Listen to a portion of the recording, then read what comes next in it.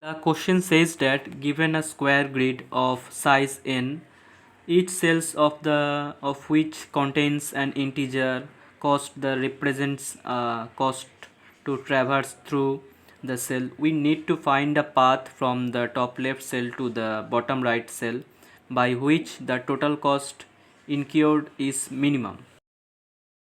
The idea of this code is to find the minimum cost path from the top left cell to the bottom right cell in a given grid. Here, step by step, we explain the code step by step.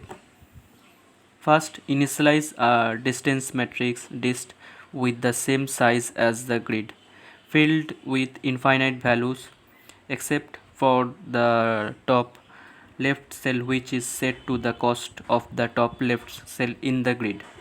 Then create a priority queue PQ to store cells to the proceed with the top left cells as the first cells. Then while the priority queue is not empty, pop the cell with the minimum cost from the queue.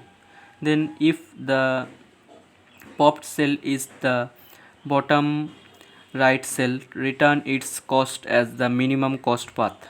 Otherwise, explore the four neighboring cells up, down, left and left of the popped cell. For each neighboring cell, calculate the new cost by adding the cost of neighboring cell to the cost of current cell. Then if the new cost is less than the previously calculated cost for the neighboring cell, update the cost in the distance matrix and then push the neighboring cell into the priority queue. Then repeat these steps 3 to 7 times until the priority queue is empty. The minimum cost path is stored in the bottom right cell of the distance matrix.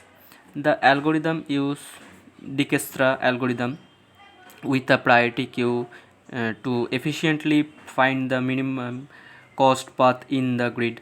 The time complexity is big O n square log n due to the priority queue operations, and the auxiliary space complexity is big O n square for the distance matrix.